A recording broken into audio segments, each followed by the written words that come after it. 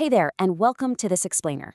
Look, if you're joining me today, there's a good chance you or someone you know is trying to navigate one of the most utterly overwhelming challenges a family can face. As a parent, it is incredibly tough and honestly heartbreaking when a problem seems to follow your child absolutely everywhere, just slipping through the cracks of every single system that's supposed to protect them. But I want to tell you right off the bat, you are not alone in this, and there is a way out. Today, we're going to act as a team. We're going to tackle that seemingly unstoppable pattern of bullying that haunts a child long after the final school bell rings. We'll break down exactly how this happens, how to avoid the really common traps we all fall into as well-meaning parents, and most importantly, how to put a concrete plan in place to actually stop it. Okay, let's dive right in and track an afternoon that might feel a little too familiar. Picture this. It's 3 p.m., and a kid makes a sarcastic remark on the school bus. Fast forward to 4:30 p.m., and that same joke turns into a stolen piece of equipment in the soccer locker room. By 6 p.m., a private nickname from practice shows up in an online gaming lobby with the neighborhood kids.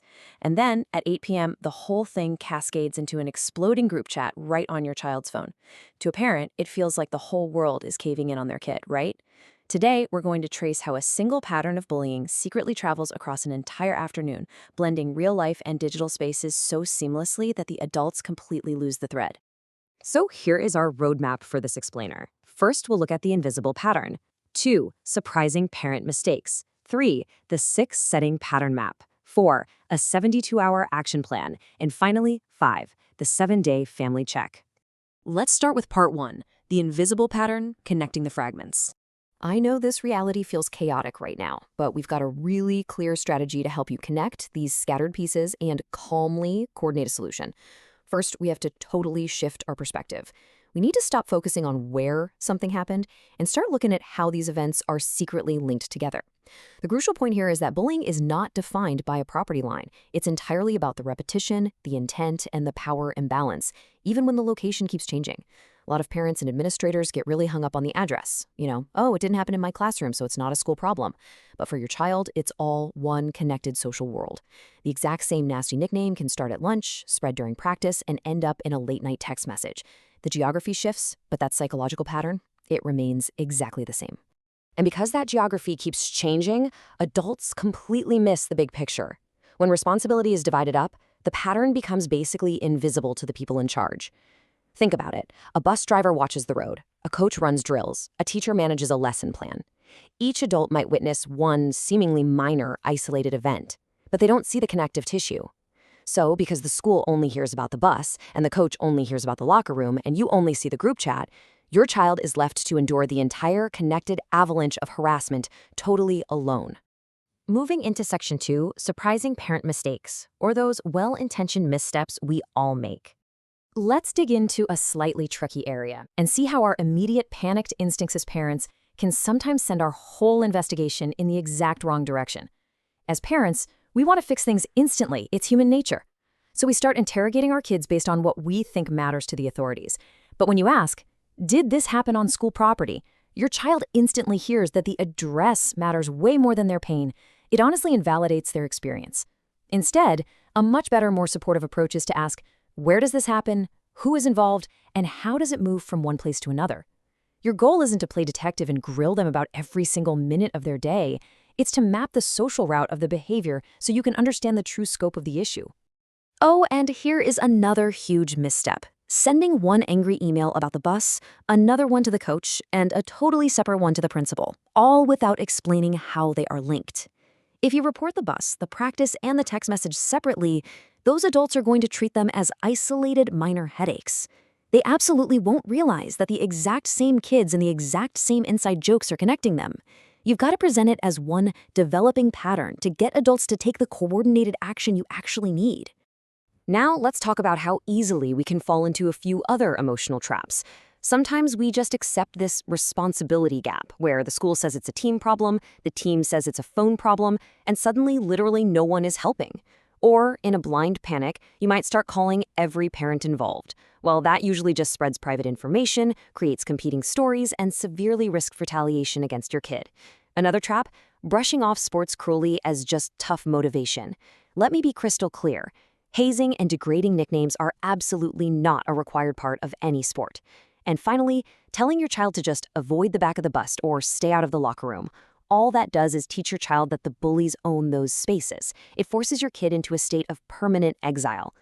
It is just so tempting to think that pulling them off the team or keeping them off the bus entirely is the absolute quickest way to fix the pain.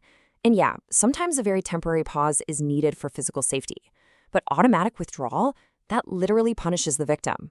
You end up stripping away their friendships, their exercise, and their identity, while the harmful group gets to just keep everything. Instead, work with leadership to use targeted safety steps, maybe a monitor transition or a safe seating assignment, so your child actually gets to preserve their social life and the things they're passionate about. And this applies heavily to the digital world too. Treating online harassment as just a phone problem and taking the device away, massive backfire.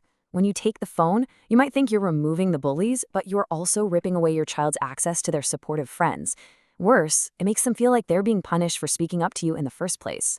The much better route is using targeted digital steps. Save the evidence together, adjust privacy settings, block specific accounts, or just restructure their group chats, all while letting them keep that vital lifeline to their good friends.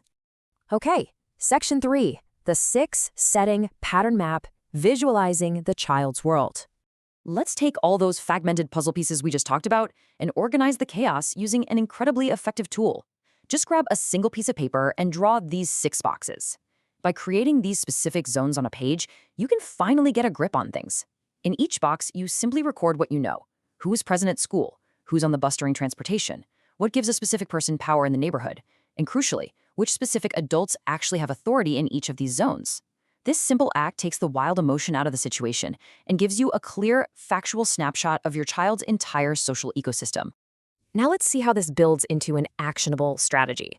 Once your boxes are filled with the facts, you literally draw arrows between them to show how the behavior moves. And as this quote highlights, those arrows are your secret weapon. They show exactly where a nickname starts, how it travels, and precisely where adult supervision suddenly drops off. By looking at the arrows, you reveal the absolute best, safest intervention points. You might actually realize that just one single seating change on the bus interrupts the entire chain of events for the rest of the day. It's like finding the one domino that stops the whole line from falling. All right, Section 4, the practical 72-hour parent plan, calm, coordinated action. So now that we can clearly see the pattern, what do we actually do? Here is a practical de-escalating plan you can execute over the next 3 days. Let's walk through these steps together. First, and this is absolutely crucial, always assess immediate physical safety. If there are threats or violence, you involve professionals or emergency services right away. Second, build that cross-setting timeline we talked about using your map. Third, identify which systems are involved. Are we dealing with a school, a private sports club, a specific app? Fourth, send one concise, highly factual summary to the lead contacts of those systems. Fifth, do not just accept a vague promise that they'll keep an eye on it. Ask for concrete protections. And finally, sixth, closely monitor your child's well-being. Look for changes in sleep, appetite, or mood that might mean they need some extra professional support. I really want to pause on step 4 for a second, regarding how you communicate with leaders. When you reach out to a coach or a principal, try using phrasing exactly like this. I am not asking you to decide responsibility for settings outside your authority. I am asking you to address the parts you supervise.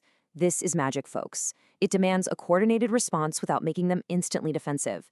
You aren't expecting the soccer coach to solve a school bus problem. You're just asking the coach to lock down the locker room while you have the school handle the bus. Finally, Section 5, the 7-day family check, ongoing maintenance. Intervening once, unfortunately, rarely ends the story right then and there. Bullying often shifts forms, so we absolutely need a system for ongoing maintenance. For the next 7 days after you initiate your plan, you're going to have a brief daily check-in with your child. But here is the trick. Keep it strictly under 5 minutes. If you ask anxious, hovering questions all day long, you are just going to pass your anxiety right on to them. 7 days, 5 minutes a day. Tops. And when you sit down for that quick check-in, use this exact phrasing. Did anything happen in person, in transit, during an activity, or online that seems connected? It perfectly covers all the bases without making them relive the trauma unnecessarily. And remember, always, always end that quick conversation by identifying one stable support system for them for the very next day. That could be a safe location to eat lunch, a trusted friend to walk with, or a specific adult they know they can immediately go to if things get rough. At the end of that week, pull that map back out, look at the new evidence, and ask yourself this vital question. Is the pattern shrinking, moving, or just intensifying? Just because it got quiet in the locker room doesn't mean it stopped, right? Maybe it just moved entirely online. You have to be ready to adjust your plan based on real evidence rather than panic. I want to leave you with a final empowering thought. You do not need to control every single location in your child's life, and you certainly don't have to fight every single battle alone. You just need to map the connections and break the pattern. So as you look at your child's social world today, ask yourself, are you just going to keep reacting to the isolated locations where the sparks are flying, or are you finally ready to trace the wires and cut the power to the pattern itself?